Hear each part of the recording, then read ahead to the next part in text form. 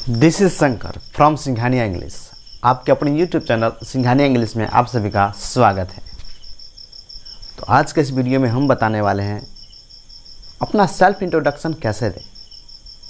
हर कोई के मन में सवाल आता है, सर हम अपनी इंट्रोडक्शन कैसे दें। मैं स्टूडेंट हूँ, मैं एक प्रोफेशनल हूँ, मुझे किस तरह से इंट्रोडक्शन देनी है।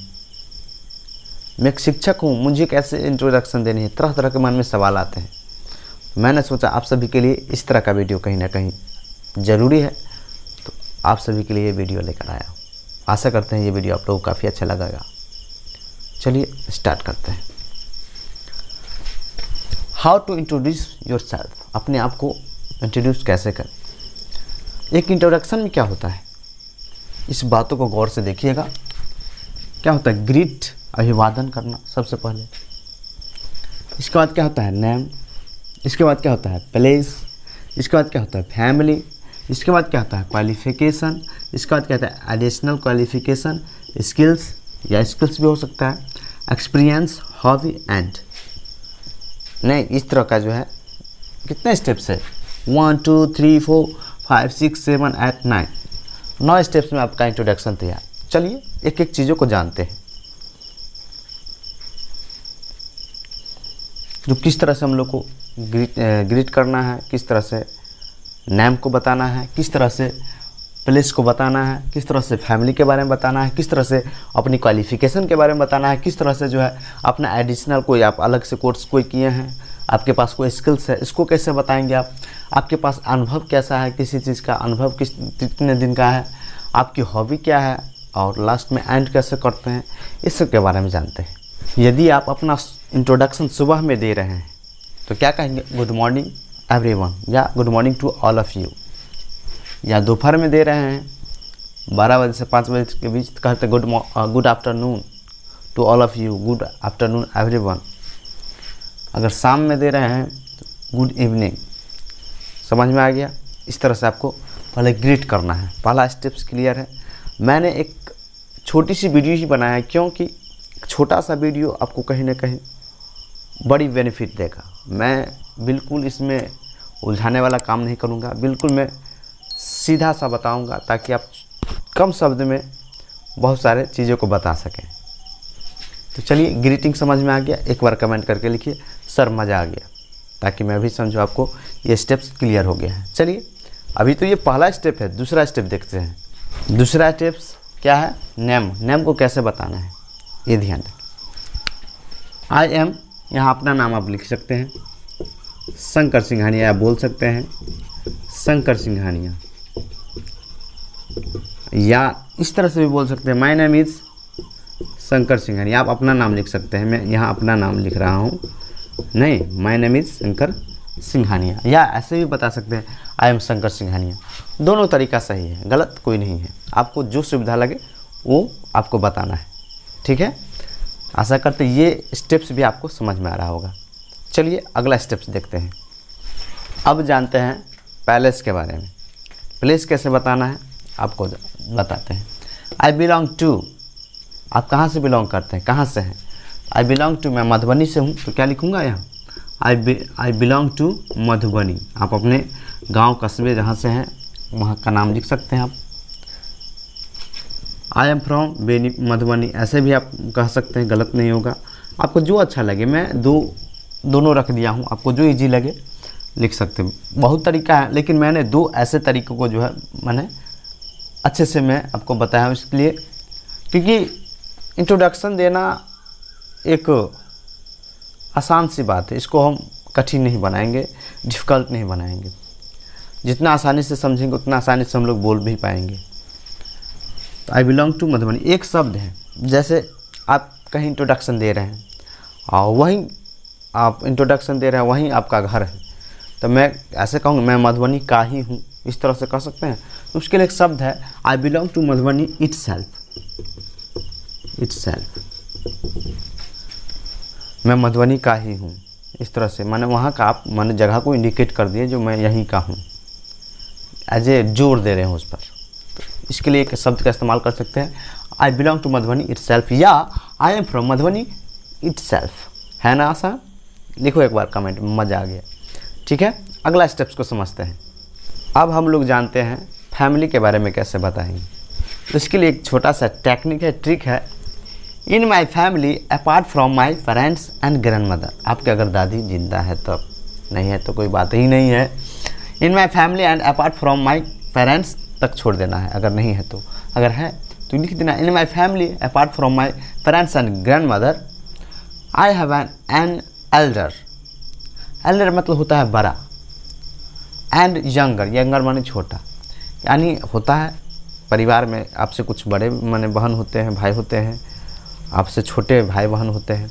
जिस तरह से मेरा है, मेरे यहाँ जो है एक बहन बड़ी है, तो हम लिखेंगे आई have an Elder sister, sister and यहाँ मिस्टेक हो गया, एंड यहाँ यंगर कर देते हैं, एंड कितने हमारे 4 छोटी बहन हैं, छोटी बहनें भी है, एंड 4 यंगर सिस्टर्स। एक जो है बड़ी है हमसे और 4 जो है छोटी है। तो इसी को हम कैसे एक्सप्लेन किए, आई have an Elder sister and 4 younger sisters. हाँ, आपके पास बड़े भैया है एक, नहीं तो आप कह सकते हैं I have an Elder brother and 2 younger sisters.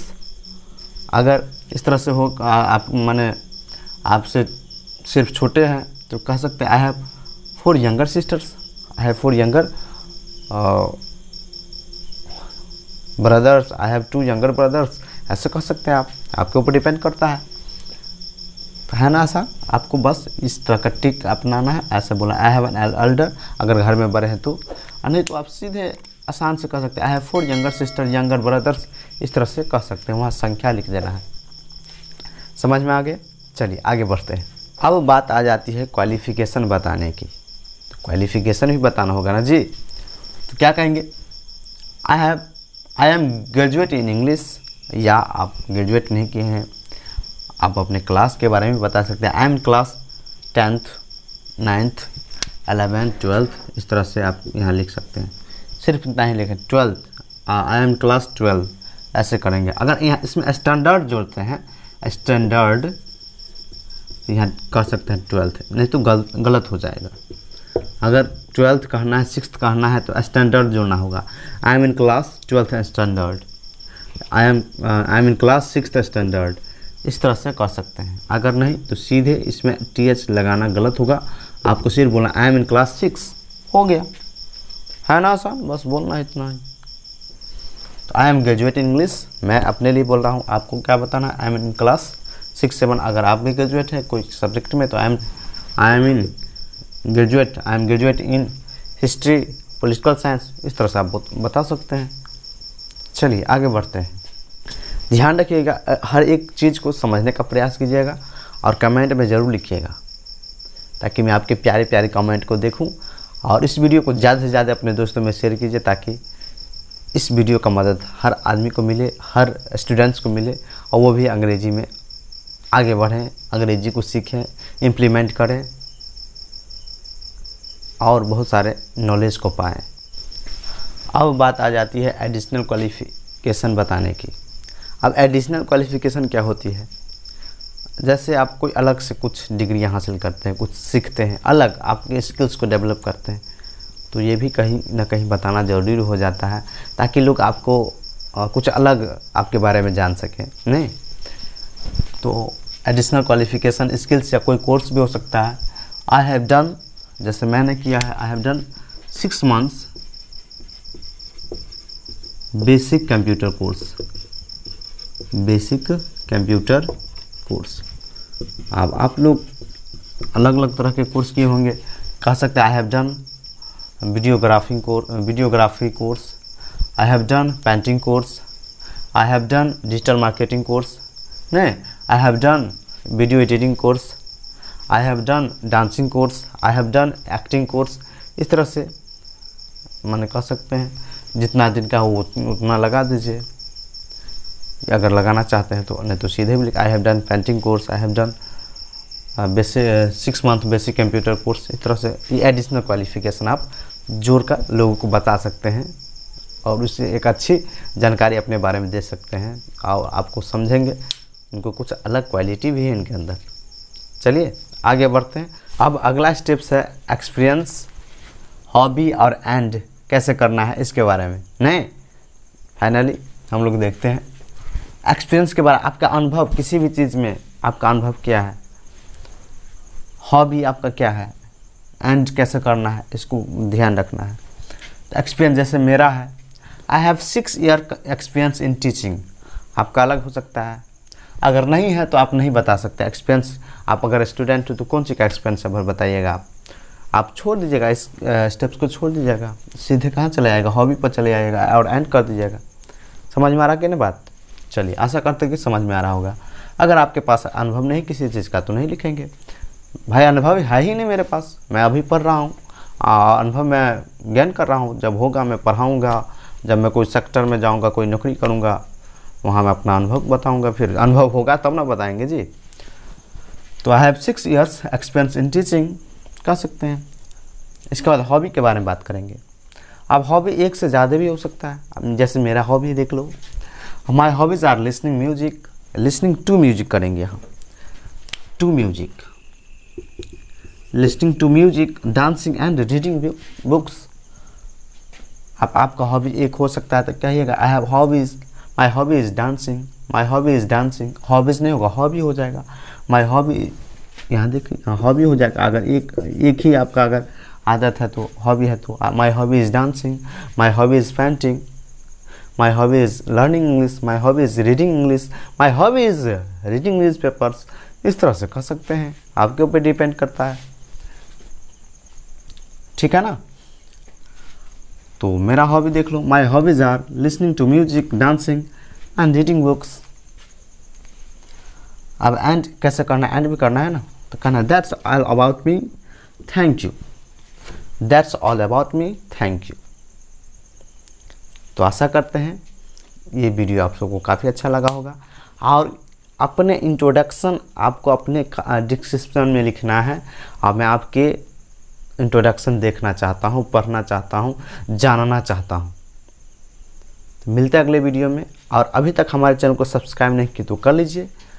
और जितने भी इंग्लिश सीखने वाले आपके दोस्त हो, भाई हो, बहन हो, सभी के साथ इस वीडियो को शेयर कीजिए।